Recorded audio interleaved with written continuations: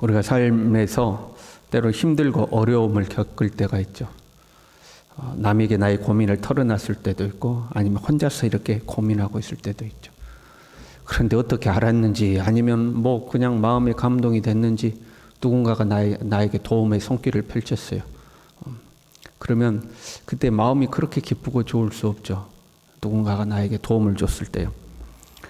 그러나 한편으로는 내가 힘들지 않음에도 불구하고 그렇게 어렵지 않음에도 불구하고 문제가 있어요. 내 힘으로 얼마든지 감당할 수 있음에도 불구하고 누군가가 나를 챙기면 그 또한 고맙죠. 그것이 나에게 꼭 필요한 도움은 아니었을지라도 그 사람이 나를 생각해 준다는 것이 이제 고마운 거죠. 물론 이제 부담스러울 때도 있어요. 그렇잖아요.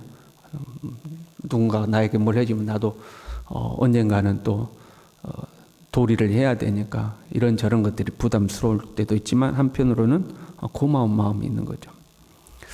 저 사람은 별로 힘들지도 않고 넉넉하니까 안 도와줘도 될 거야. 그런 마음을 우리가 갖는 경우가 있죠. 그러나 꼭 그렇지만은 않아요. 도움이라는 것은 정말로 도움이 필요해서 돕는 경우도 있지만 그 도움이라는 것을 통해서 우리의 마음을 표현하는 거거든요. 내가 당신을 이렇게 생각합니다 하고 마음을 표현하는 거죠. 그래서 누군가가 도와주면 그것이 내게 꼭 필요한 도움은 아니더라도 우리는 고마운 마음을 갖는 거죠. 저 사람이 날 이렇게 생각해 주는구나 하고 이제 고마운 마음을 갖는 거죠. 그런데 내가 정말로 힘들어요. 그때 도와줘요. 그 기쁨은 이제 배가 되는 거죠. 도움을 받아서 기쁘고 나를 생각해 줘서 기쁘고 이렇게 되는 거죠. 바울은요, 사역 초기에 어려움이 참 많았습니다. 그 중에 어려움이 사도직에 대한 이 도전이 많았습니다. 바울이 정말로 사도가 맞느냐 하는 이제 논란이 있는 거죠. 그래서 우리가 바울 서신을 쭉 보면 사도직에 대한 변론이 종종 기록되어 있습니다. 내가 사도가 된 것은 이런 과정을 통해서 된 거다 하고, 그리고 그 서신의 꼭 첫머리에는 그리스도 예수의 사도된 바울은 하고 자기의 사도됨을 계속 밝히죠. 그만큼 이 바울 사도직에 대한 논란이 많았기 때문에 그렇습니다. 이 사도직에 대한 불확실성은 현실적인 문제, 후원의 문제로 연결이 됐습니다. 과거 복음 전도자들은 현재로 하면 이제 파송 선교사하고 비슷한 거거든요. 우리 교회에서 선교사를 파송했다 그러면 선교사를 우리 교회에서 파송할 때는 그 선교사의 생활비와 그 선교사의 사역비를 책임진다고 약속하고 파송을 하는 겁니다. 그것과 좀 비슷했어요. 그래서 인정받는 이 교회의 복음 전도자들은 그 복음 전도자가 우리 교회로 왔다, 우리 지역으로 왔다 그러면 우리 지역에서 그 복음 전도자를 다 책임을 지는 겁니다. 당대에 그것이 문화였어요. 그리고 예수님도 그렇게 가르치셨죠. 제자들을 파송하면서 배낭이나 두벌 옷이나 신이나 지팡이를 가지지 말라. 일꾼이 자기의 먹을 것을 받는 것이 마땅함이니라. 너희들이 들어간 지역에서 너희들을 책임져야 된다. 만약 그렇지 않을 것 같으면 신발에 먼지라도 털어버리고 그 지역에서 나와라 하고 이제 가르치신 거죠. 바울은 사도직에 대한 도전이 있었기 때문에 사역 초기에 바울을 돕는 교회가 없었습니다. 저거 사도 맞냐 이런 거죠. 간혹 이게 선교사님들이 도와달라고 연락이 오는 경우들이 있거든요. 그런데 생판 모르는 선교사가 도와달라고 연락이 올 때가 있어요. 그러면 도와줄 수가 없죠. 그분이 누군지, 진짜 선교사 맞는지, 도와주면 그걸 정말 선교에 쓰는 건지 아니면 자기 호주머니로 들어가는 건지 알 수가 없잖아요. 모르는 선교사가 그 선교사가 어느 교회에서 파송된 건지 어디에서 어떻게 일을 하는 건지 정확히 알 수 없는 선교사들은 도울 수가 없는 겁니다. 그러니까 바울도 그런 이제 경우에 해당되는 거죠. 사도 맞아? 진짜 사도 맞아? 그러니까 누가 안 도와주는 거죠. 그런데 바울을 도와줬던 최초의 교회가 이 빌립보 교회였습니다. 15절에요. 빌립보 사람들아 너희도 알거니와 복음의 시초에 내가 마게도냐를 떠날 때에 주고받는 내 일에 선교 후원하는 걸 말하는 거죠. 주고받는 내 일에 참여한 교회가 너희 외에 아무도 없었느니라. 바울에게 선교비를 주는 교회가 아무도 없었다는 거예요. 근데 빌립보 교회가 바울은 사실 빌립보 지역에 그렇게 오래 머무르지도 않았는데 바울에게 선교를 후원해 준 거죠. 그 후에요. 바울이 데살로니가 있을 때도 사람을 통해서 전달했어요. 16절에요. 데살로니가 있을 때에도 너희가 한 번뿐 아니라 두 번이나 나 있을 것을 보내었도다. 그러니까 우리 지역에 선교사가 있을 때 그 선교사를 책임을 지는 것은 당대 문화였는데 그 선교사가 이제 다른 지역으로 떠나갔단 말이에요. 그럼 그 현재 머물고 있는 지역에서 그 선교사를 책임을 져야 되는데 빌립보 교회는 일부러 사람을 보내가지고 바울에게 필요한 물품을 전달한 거죠.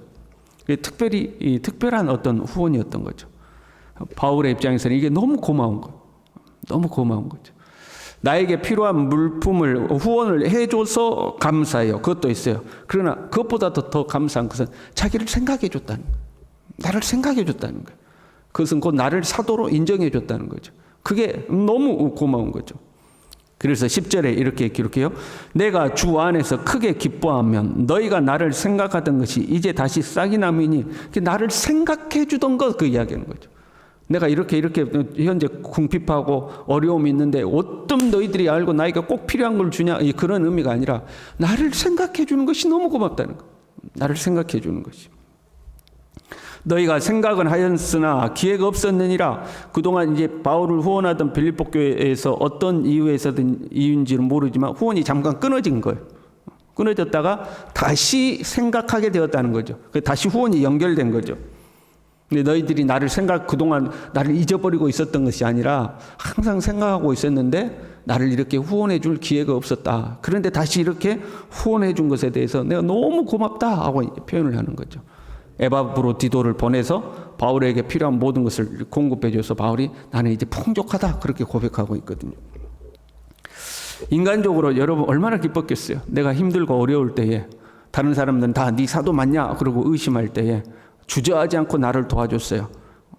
우리가 복음으로 살고 믿음으로 살지만 때로는 사람의 관심과 사랑이 필요할 때가 있거든요.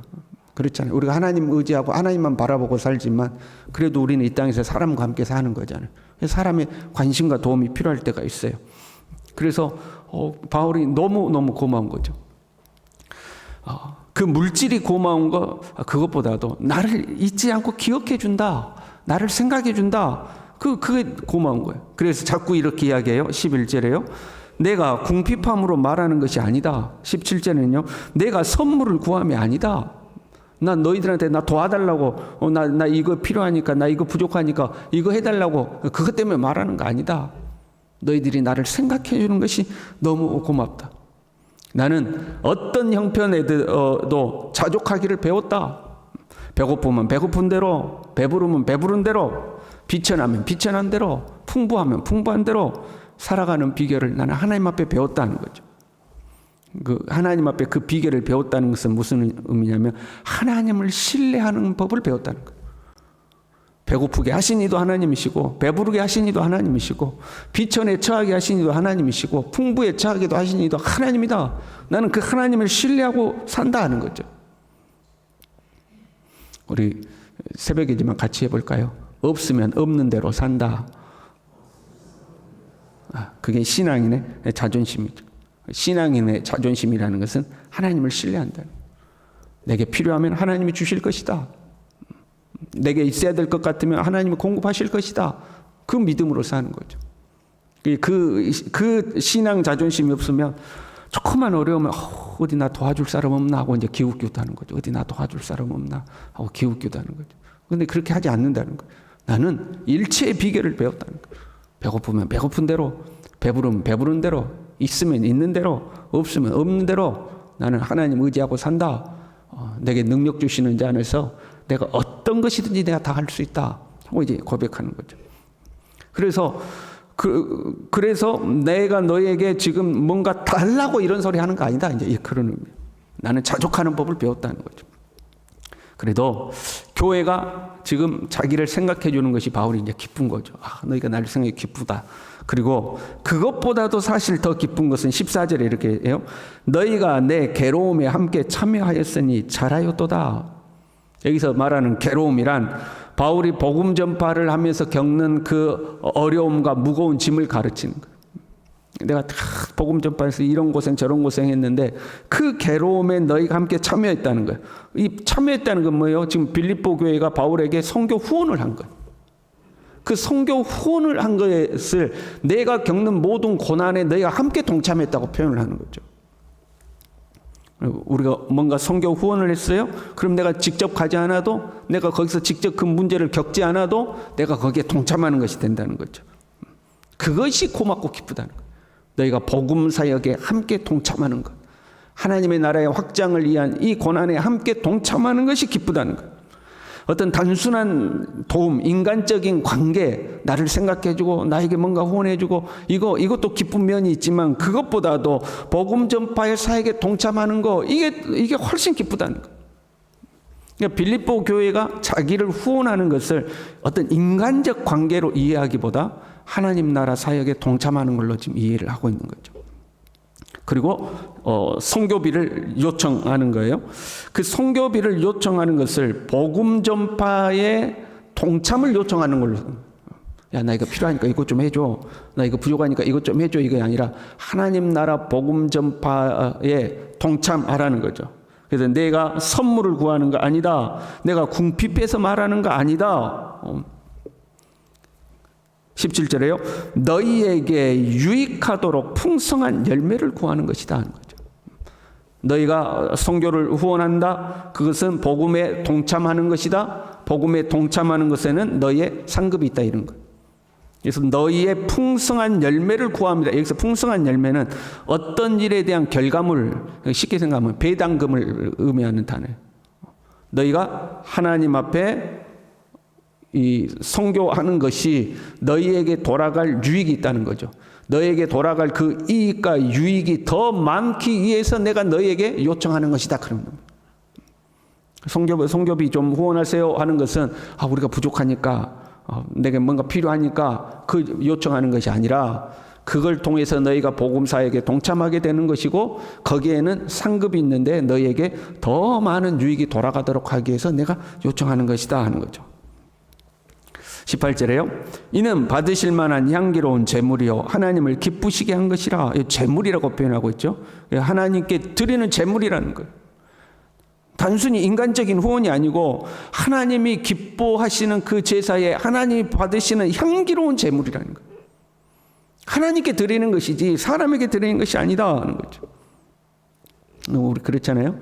누군가 선교사님이라든가 어떤 선교지에 우리가 후원을 한다고 해봐요. 그 선교사님이 이뻐서 우리가 합니까? 그거 아니잖아요. 그 선교사님 개인이 이뻐서 하는 것이 아니죠. 하나님 나라를 위해서 하는 거죠. 우리가 주의 종을 섬겨요. 그 주의 종이 이뻐서 합니까? 주님을 섬기는 마음으로 하는 거죠. 어려운 성도를 우리가 도와줘요. 그 성도가 이뻐서 하는 게 아니죠.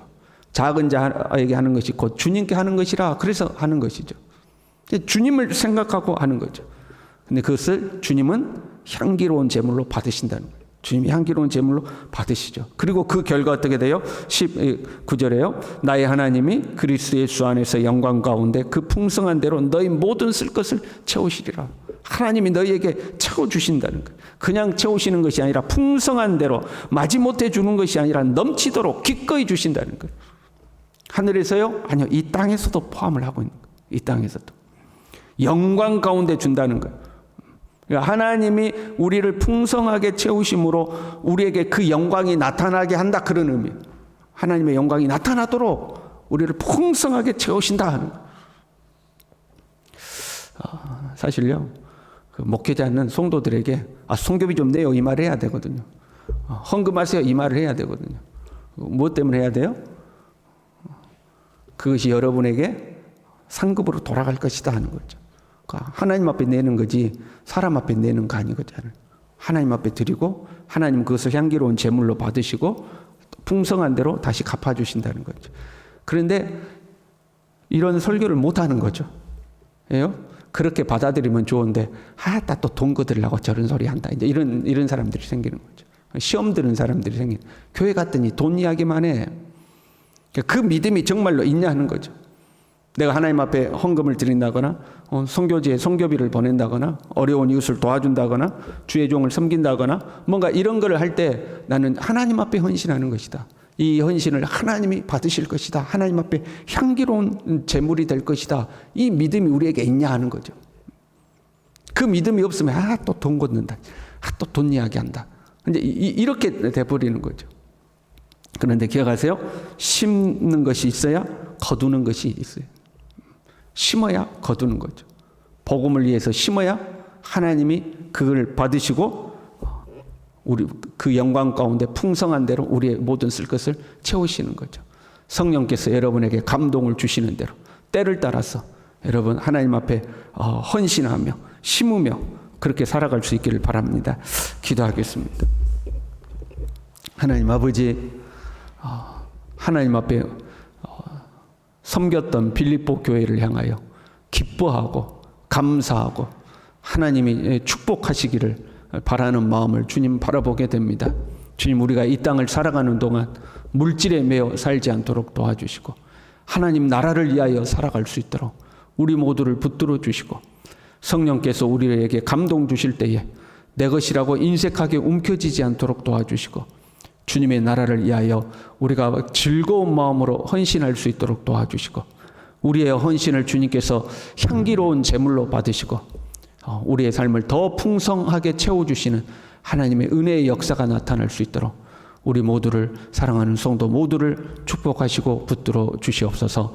예수님의 이름으로 기도 올리옵나이다. 아멘.